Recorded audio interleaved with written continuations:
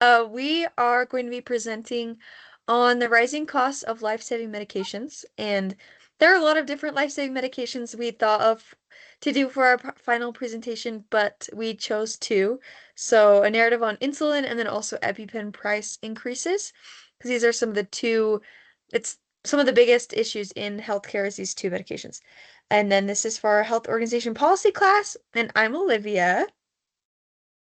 I'm Kylie. I'm Ellie. And I'm Nicolette. And we are very excited to share everything with you guys. Okay, so a little outline for everybody. So we are going to start with outlining outlining the problem. So just defining the why we chose to do this, and then our background information, the issue, what we know, and then our stakeholder analysis, which we'll talk about those affected by the issues, the degrees, and then why they're affected. And then options and criteria, right? The best possible solutions and other best practices that we've seen. And then recommendations. So our solution that we found that has the most promising outcome, and then followed by our sources. Okay, so I'm going to share the outlining of the problem. Okay, so essential medications are becoming very unaffordable for many Americans.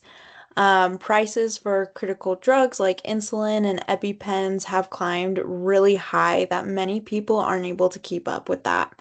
And families are often forced to decide between their medication and everyday necessities like food or rent or transportation. These impossible choices lead to really high stress, worsening of health, and growing financial strain. And when medication is priced out of reach, people's lives and well-being are put seriously in so much danger. Okay, so why does this matter? So everyone deserves access to the medicines that keep them alive. When costs are too high, patients may ration doses or skip treatment, so putting them at very serious risk.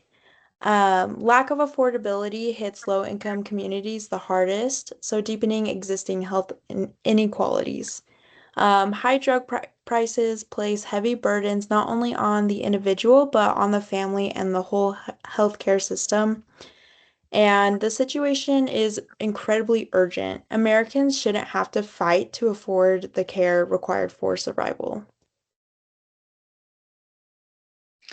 Okay, so I'm going to talk about some of the background regarding the pricing of EpiPens and insulin. So in the last decade, these medications have skyrocketed in price, even though inflation and production costs have stayed relatively the same with inflation.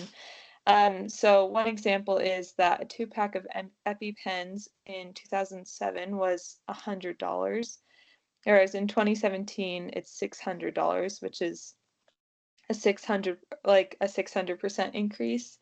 And a month supply of insulin has risen from $271 a month in 2012 to almost $500 a month in 2021. Even patients with insurances often still feel these high costs with co-pays and like with a single vial of insulin costing $300. And these are forcing patients, like Kylie was talking about, to ration their medications and to have serious health consequences.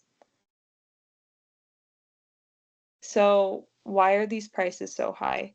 With only a few manufacturers of EpiPens and insulin, this leads to a monopoly surrounding these companies, specifically EpiPens. They have one of the largest monopolies of epinephrine, and there aren't really barriers, um, there are barriers for these patients to get generic versions of these medications because of patents that EpiPen providers and insulin providers have over these medications. And companies are relying on patients to pay these prices because these are life-saving medications that they need. And so they can keep raising the prices and the patients will still keep paying them because they don't really have the choice, they need to. And So because of this system, there aren't very many checks and balances, and it allows for these costs to keep rising and to be pretty much unchecked in their price hikes. So some of the impacts of these are that they have real consequences for these patients and their health. 1 in 4 diabetics reported taking less insulin than they need because of the cost. And for, specifically for diabetics, if you ration your insulin, it leads to worse blood sugar control and which leads to a higher A1C level, which can have really harmful effects on long-term health and on longevity. Financially, about 1.3 million Americans ration insulin, and 14% of diabetics report spending 40% of their disposable income on just this medication, which is crazy, a crazy margin of disposable income. And people are forced between choosing to buy these medications or pay for basic necessities like groceries or childcare, and it can have a ripple effect in our communities and in the economy. Ultimately, these high cost increases are creating large health disparities and contribute to more emergency room visits and hospitalizations. Okay, so our next thing we're going to talk about is our stakeholder analysis, which kind of explores the why of this lingering problem a little bit better. Um, so a stakeholder analysis is structured, there's 4 different parts. So you have high power, high interest individuals. So it's those with the ability to make changes happen and the interest to actually do that. And then you have high power, low interest. So those that have the power to change a social problem, but don't have the interest, or maybe it's not in their best benefit for that specific social issue to change. Then you have low power, low interest. So your everyday person that doesn't even realize this is an issue. And then low power, high interest. So those that really need this social problem to change, but don't have the power to do so. And there are many different players in all of these boxes, but it kind of shows why the issue is still persisting. So you have high power, high interest stakeholders. So these are pharmaceutical manufacturers and federal government, so the FDA, and some so the pharmaceutical manufacturers, this could be argued that they could be high interest or low interest because they definitely have a lot of say and a lot of power because they're the ones making the products. Um, and some have a high interest, and meaning that they are very aware that the monopoly is happening and want to keep it that way, right? But then you also have some that aren't really aware that, their actions are having this effect. And so they could kind of fall into both categories. Then you have the FDA, who's trying to make some changes to help get these products more accessible. And then you have high power, low interest stakeholders. So private insurance companies, those that aren't wanting this to change. They're not wanting the prices to decrease because they make a lot less money that way. And then congressional leaders, right? Those that have the ability to make policy changes, but don't really realize that this is an issue because maybe they don't have a family member that's affected by this, or they're not personally affected by insulin or EpiPen price increases. And then you have low power, low interest stakeholders. So that's the general public, probably all of us before we started researching this. Now we're all passionate about it. So we are now low power, high interest stakeholders. Um, but you have that group, the low interest, low power, and then low power, high interest stakeholders. So that would be those that are either relying on EpiPens and insulin to keep them alive, or the families of those individuals. And so I think most of us know someone that has either severe allergies or is diabetic, either type 1 or type 2.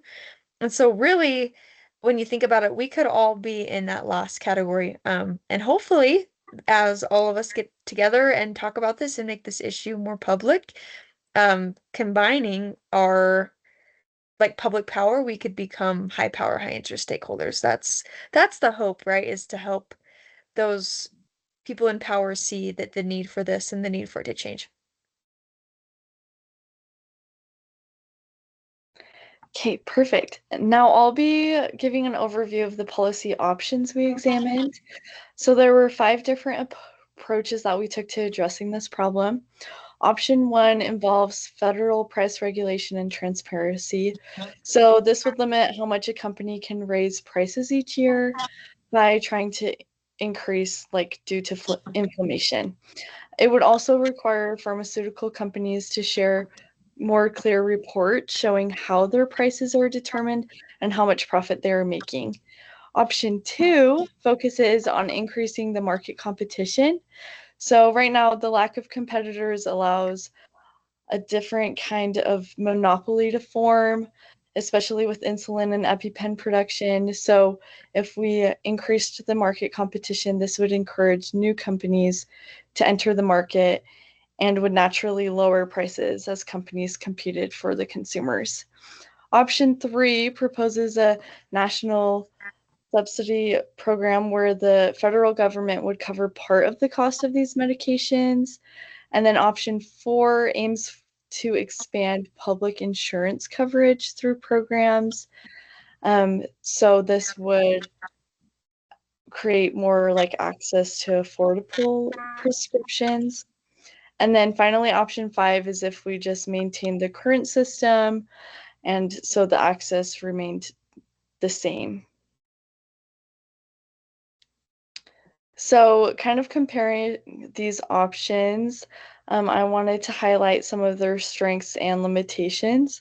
So, option one, it is effective and it causes it to be more equal because it directly stops unfair price increases, but it also provides long-term stability, which is good. However, pharmaceutical companies may strongly oppose this kind of regulation. Option two tends to lower prices over time and creates healthier markets, but it can be slow to start and may require investments before new companies become established. Option three offers immediate affordability at the pharmacy counter. So this helps prevent people from skipping doses or rationing medication. The main drawback is that it requires sustained federal funding. And then option four has been shown to improve medication because uninsured individuals are less likely to avoid or delay treatment due to the cost. The challenge is scaling administrative systems that can handle the increased enrollment. Compared to option five, it's the least effective. It might seem effective in or efficient in the short term since it avoids a lot of changes, but it does allow price increases to continue. And then across all five options, the goals follow kind of a similar pattern. So in short term, each approach requires drafting proposals, engaging stakeholders like legislators, health organizations, and patient advocacy groups, and creating plans for initial pilot programs. In the medium term, these pilot programs would be launched, whether that means testing price regulations in certain states or supporting the first wave of competitor companies. And during this stage, early outcomes such as affordability, patient adherence, and health improvements could be closely tracked. And then finally, in long term, the goal is nationwide. So whether the final strategy relies on price caps or the aim is to create a sustainable, equal system where essential medication like insulin and EpiPens remain consistent and accessible and affordable for everyone who depends on them. And then lastly, for our recommendation, we'll share the solution that we came up with. So to kind of conclude, regulating the cost of life-saving medications is essential to restoring fairness and accessibility within our healthcare system. So by tying price increases to inflation and enforcing transparency from manufacturers, we can ensure that insulin and EpiPens remain affordable for those who depend on them. This policy not only protects vulnerable patients, but also reduces healthcare strain and supports long-term system sustainability. And then on the next slide is just all of our references.